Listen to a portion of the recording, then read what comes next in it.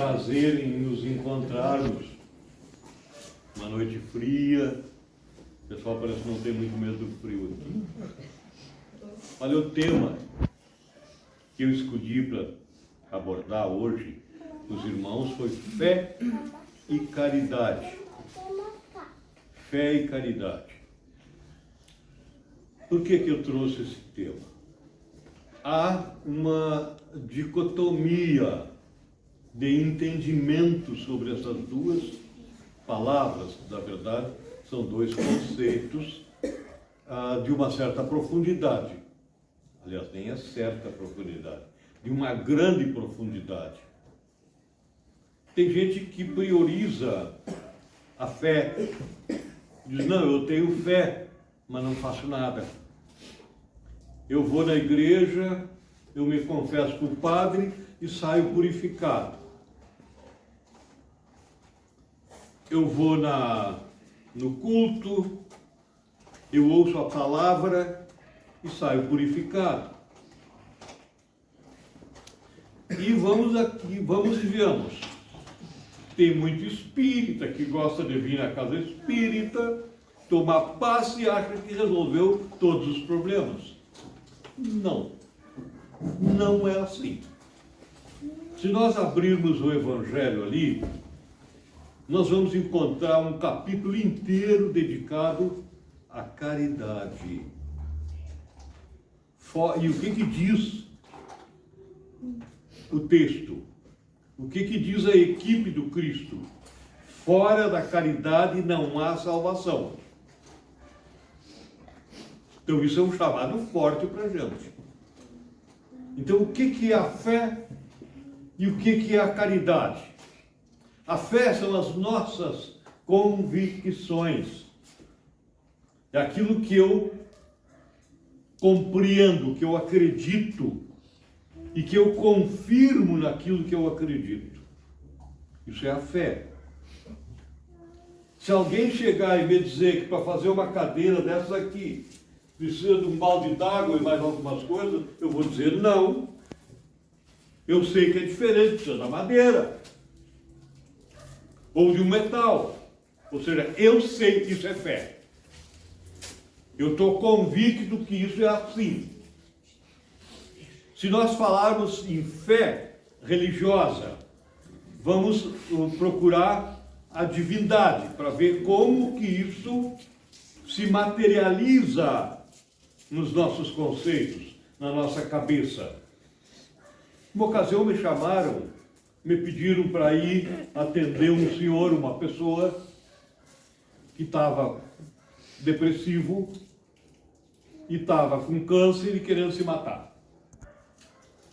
E era um chefe de cátedra, uma pessoa da área da ciência, ateu, não acreditava em Deus, em coisa nenhuma, para ele era tudo grosseria, ignorância, e disseram, Figueiredo, tu tem um jeito para conversar com uma pessoa assim, é tu, cara. Eu digo, barbaridade, meu Deus, que problema, né? Que dificuldade. Aí eu digo, o que eu vou dizer para ele? Marquei, tá, vou ir, me chamaram, eu vou ir. Não vou fugir da tarefa. Mas por onde eu começo? E como é que eu entro nessa cabeça para fazer com que ele pense alguma coisa que dê rumo para ele? E eu lembrei daquela polêmica do Cristo com os fariseus, onde os fariseus argumentavam que os pecadores tinham que ser apedrejados, mortos. E o Cristo disse, não, vocês não são capazes de criar um fio de cabelo. Como é que querem matar uma obra divina? Em que autoridade? Esse foi o diálogo. Eu digo, tá, esse é o caminho. Intuitivamente me veio essa mensagem do Cristo. Aí fui lá conversar com ele. Sentamos, conversamos, fiz ele abrir o jogo, me colocou a situação dele, as dificuldades. Eu digo, meu irmão, vamos procurar nos entender numa linha de raciocínio.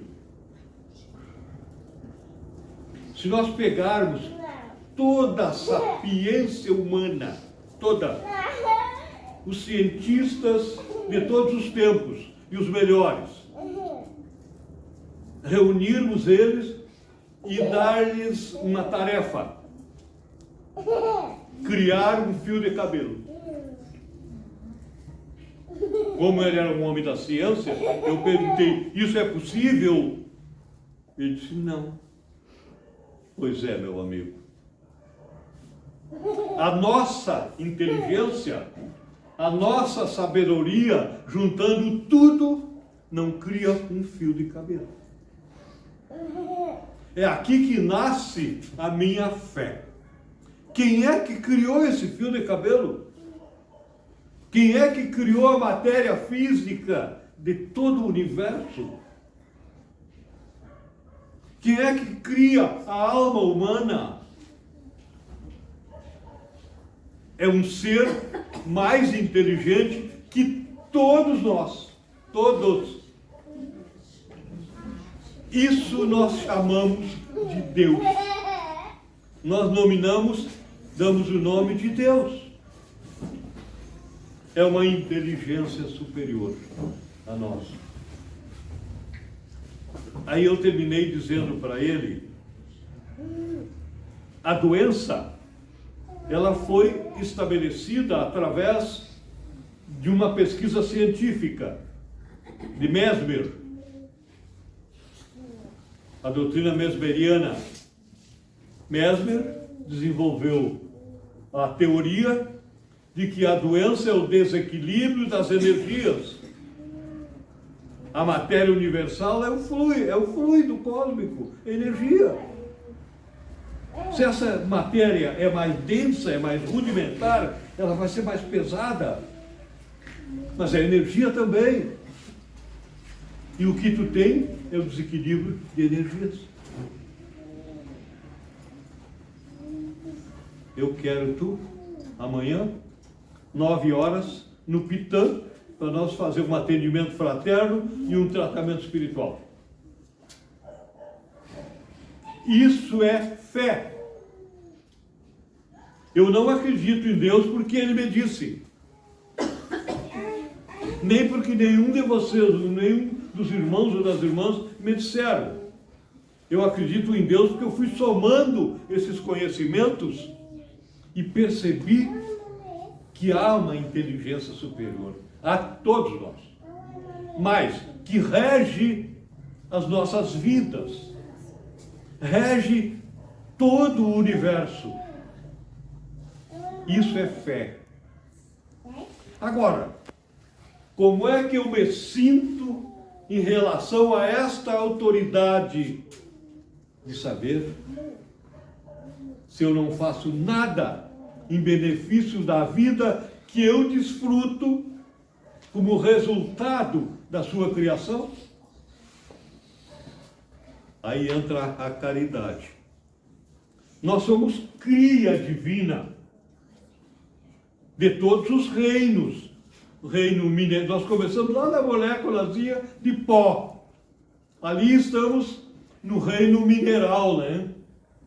Condensado o pó, o reino mineral. O pó, fermentando, vai desenvolver, em estado latente, os elementos do reino vegetal. Esse mesmo fermento vai gerar, em estado latente, vai surgir os protozoários. Mundo animal, que é nesse aí que nós vamos surgir também. Depois vai vir o reino hominal, que é o aperfeiçoamento de tudo isso. Então nós somos cria desta inteligência superior. Então eu não creio mais em Deus.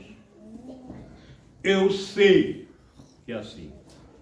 É completamente diferente. É assim que diz Emmanuel, definindo a fé.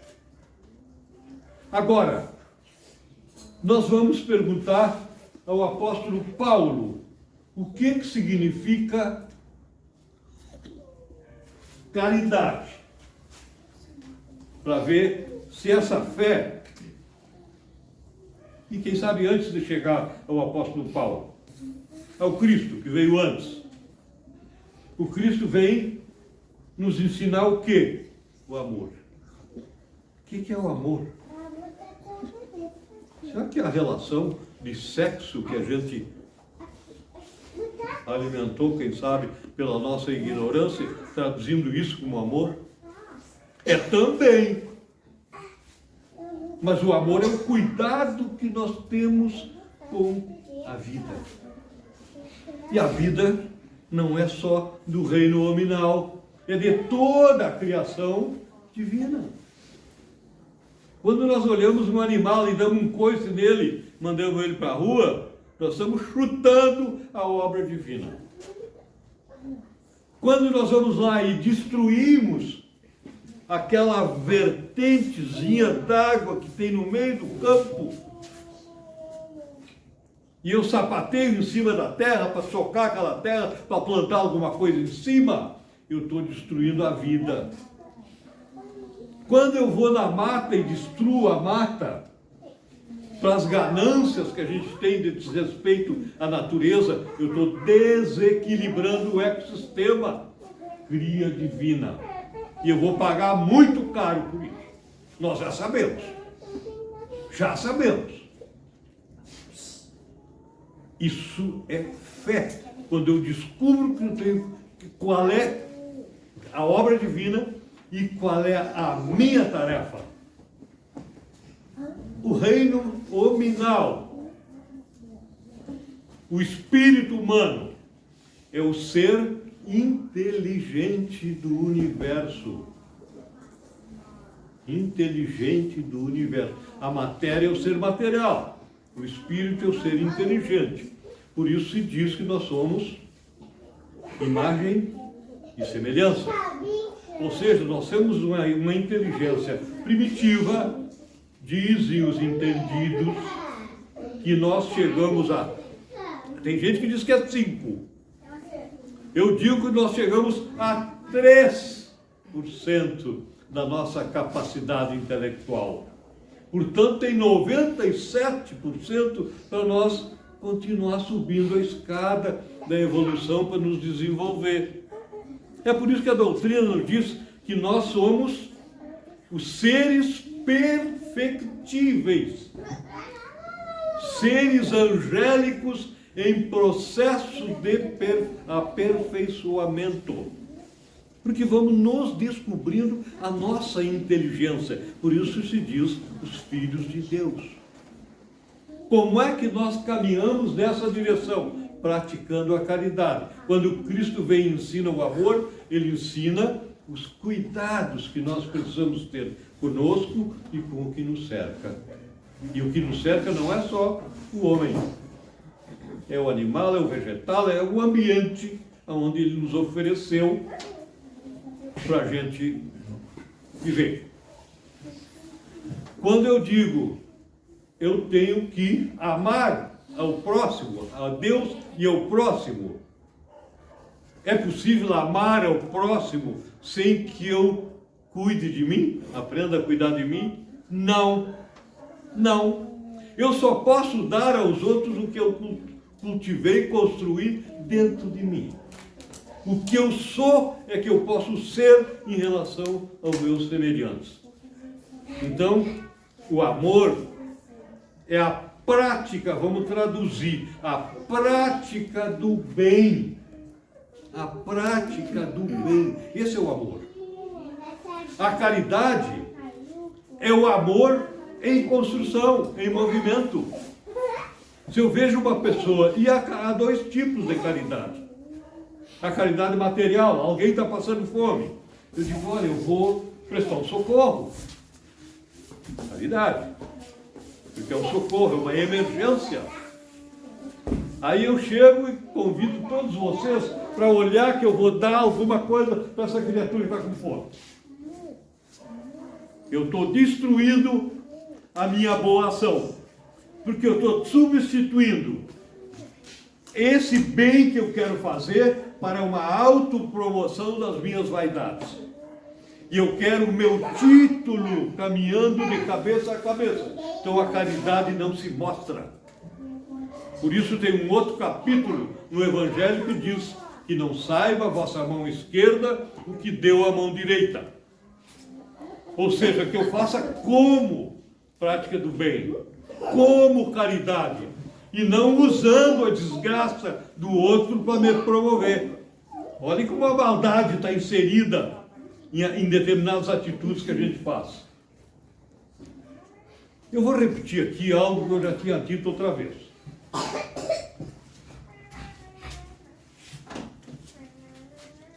Perdoe os ouvidos que já ouviram e que vão ouvir de novo. O diálogo do Papa com o ateu. Um ateu. Por isso que eu disse, que o apóstolo Paulo diz que sem caridade a fé é morta. A fé é morta. E aí ele faz uma digressão bem inteligente sobre isso. Pode conhecer todas as línguas dos homens, as dos anjos, as dos profetas. Sem caridade, a fé é morta. A fé é morta. Eu não tenho muito tempo, minha gente.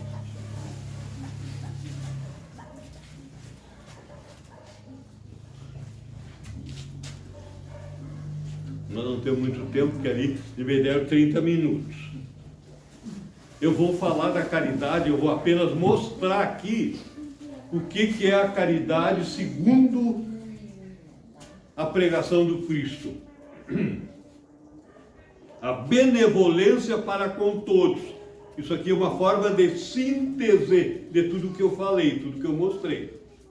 Ou seja, o nosso cuidado, a nossa bondade com que cuidamos do todo da vida. Do todo da vida. Segundo, indulgência para com a imperfeições alheias. E o que é indulto? Indulgência. Eu errei. Vocês reconhecem que eu errei. Diz, olha, Figueiredo, tu fez isso e isso errado. Nós vamos te dar uma chance de você fazer de novo. Eu estou recebendo um indulto. Não vou ser punido. Não vou ser paralisado no meu trabalho e vou ser estimulado a me melhorar. Isso é o indulto. É por isso que os governos dão indulto. Ah, fulano lá foi condenado. Vamos dar um indulto para ele. Ele deve ter alguns merecimentos, vamos dar um indulto. E o perdão das ofensas. Olhem bem, isso aqui tem um significado magistral. Perdão das ofensas. Os fariseus chegam e querem matar a pedrada as pessoas que erram. Pegaram uma prostituta e levaram o Cristo para o Cristo autorizar a matar a pedrada. E o Cristo se abaixou, escrevendo na areia com um pedacinho de um galinho na mão. Ladrões, assassinos, foi escrevendo. Estupradores. E disse, atire a primeira pedra quem não tiver pecado. Não sobrou nenhum. Todos tinham pecado. Então, quando nós olhamos para o outro e condenamos o outro, julgamos e condenamos, se nós soubermos olhar para nós e ver que nós somos imperfeitos, nós vamos ter a reação daqueles que o Cristo foi anotando na areia e eles foram dando no pé. Foi tocando na consciência de cada um deles. Na consciência. Então, quando eu perceber, eu disse que eu posso sair e fazer uma doação material. Quando eu perceber que o erro do meu irmão é o erro, quem sabe, foram os maiores que eu já tive no meu passado. E que no meu presente eu tenho uma série ainda de imperfeições que eu estou lutando para me modificar. E eu consigo olhar para mim e indultar aquele que está errando. Eu estou praticando a caridade mais sagrada que há. É o respeito mais elevado que pode haver, eu abdicando do meu orgulho, do meu egoísmo, para acolher o irmão que está em erro. E para mostrar para ele o caminho. O Espiritismo, ele não faz milagre para ninguém. Ele não cura ninguém. Ele orienta a todos nós para que nos curemos, enfrentando, combatendo o nosso orgulho, o nosso egoísmo, nossas vaidades, nossos ciúmes, nossos rancores. Mesme de novo, né, quando eu falo rancores, é aquilo que eu pego de animosidade, de rancor que eu tenho com o outro, ódio gerado pelos conflitos, ponho dentro de mim e fico mastigando aquilo. Fico inundando o meu sangue de adrenalina. Fico atraindo para dentro de mim todas as doenças. Depois eu quero que Deus me cure sem eu me modificar. O que a doutrina espírita nos faz? Nos apresenta isso através de um tratado que está nas 5 principais obras da doutrina. Aqui tem tudo, gente. Se nós perguntar para a ciência dos homens, o quarto estado da matéria, eles foram descobrir há poucos anos atrás. Aqui está quase 200 anos aqui. Quase 200 anos. Ou seja, é a linguagem mais aperfeiçoada que a humanidade conhece. Então eu quero encerrar essa conversa hoje sobre caridade e fé, dizendo que fora da caridade não há salvação. Que a fé é a nossa forma de ver e de construir as nossas convicções, mas que a caridade é a escada, os degraus que nos leva ao nosso aperfeiçoamento, que é o reino que o Cristo veio nos anunciar. Se eu quero abdicar das minhas doenças, é praticando o bem. É por isso que o Papa disse no diálogo com o ateu: faça o bem, que é o caminho do céu. E o ateu disse: Papa, padre, eu sou ateu. E o Papa Francisco repetiu: estou falando de um católico, mas a doutrina espírita concorda gênero, grau e número. Faça o bem, que nos encontraremos lá. Aí ele disse: padre, eu sou ateu.